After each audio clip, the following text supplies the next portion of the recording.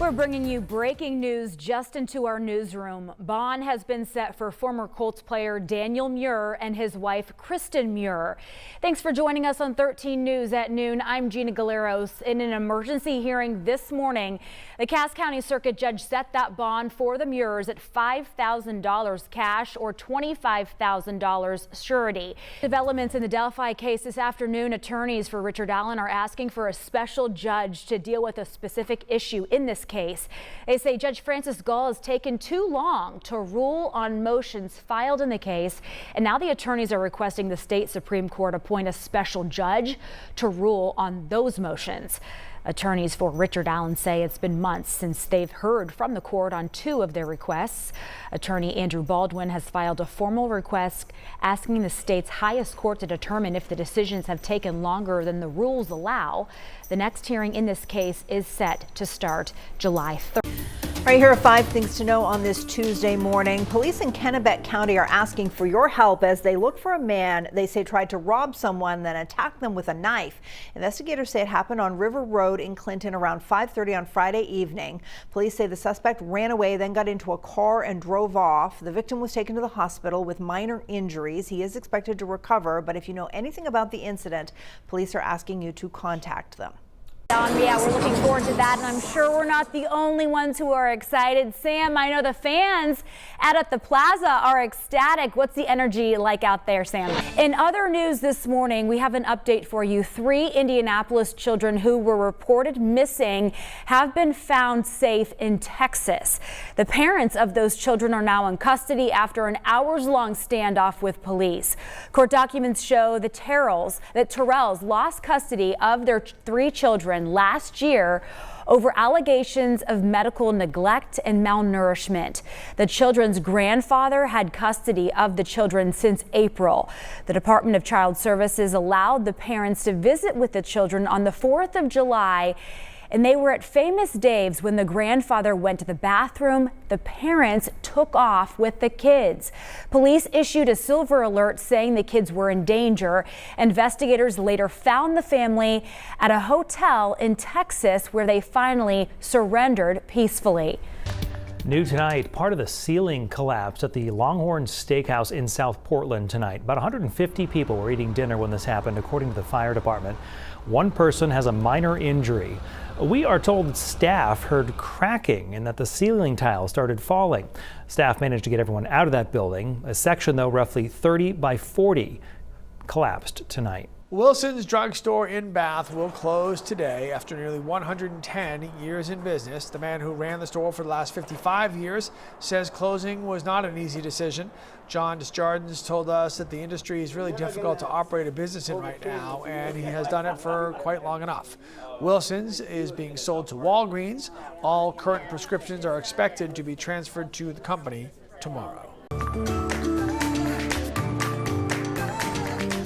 The recent cuts to the federal government mean students here in Maine are getting fewer opportunities to explore future career paths. Portland Public Schools held an annual STEM Expo, and this year the event was missing some exhibitors. The gathering features dozens of exhibits put on by businesses, colleges, and other organizations. An expo coordinator tells us due to federal budget cuts by the Trump administration, some exhibitors said they wouldn't come. We're told the National Oceanic and Atmospheric Administration, along with the Federal Aviation Administration, are among those that had to cancel.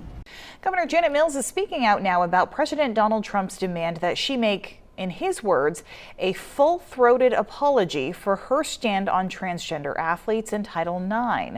Over the weekend, the president posted a comment on Truth Social saying that while the state of Maine has apologized for the governor's statement regarding the issue, he wants to hear it from her. As far as we know, no one from the state has made such an apology, especially the governor, who spoke with reporters this morning. Here are 5 things to know on this Thursday morning. Police say they've identified the body of a woman found near the Portland Headlight in Cape Elizabeth. They say the body is that of 52-year-old Sari Carlson of Portland. Carlson's body was found last Thursday. Police are still investigating what led to her death. The University of Maine system is in compliance with Title IX, according to the U.S. Department of Agriculture. The USDA launched an investigation into the system last month after the state was accused of not complying with Trump's executive order that says trans women should not compete in women's sports. The agency withheld funds during that time, but it says they have since been restored. Patagonia, famous for their outdoor gear, is suing one of Maine's largest retailers. Patagonia claims Martin's knowingly sold counterfeit items with the Patagonia label on them, which is a registered trademark. Martin's released a statement saying it did not know the clothes were counterfeit. The company also says that it has since taken the remaining products off its shelves and racks. If you bought one, Martin says you can also return it for a full refund. Maine Maritime Academy in Castine has a new president. MMA's Board of Trustees named Craig Johnson to the position yesterday. Johnson graduated from the Academy in 1991. He was the Academy's chief operating officer between August of 2022 and June of 24 and has been serving as interim president since June of 24. And this afternoon, we are taking a closer look at a deadly case of suspected road rage on Indy's southeast side. Now, we told you about this yesterday at noon. The gunfire happened Tuesday night near Emerson Avenue and Thompson Road. Police say the driver who pulled the trigger was detained at the scene, but then later released. Investigators believe the shooting may have been self-defense. Suspect that fired the shots is saying shot, pulled a gun on him first, so he shot him. That was an officer at the scene sharing information with dispatchers. Now police are talking with several witnesses and checking for nearby surveillance video.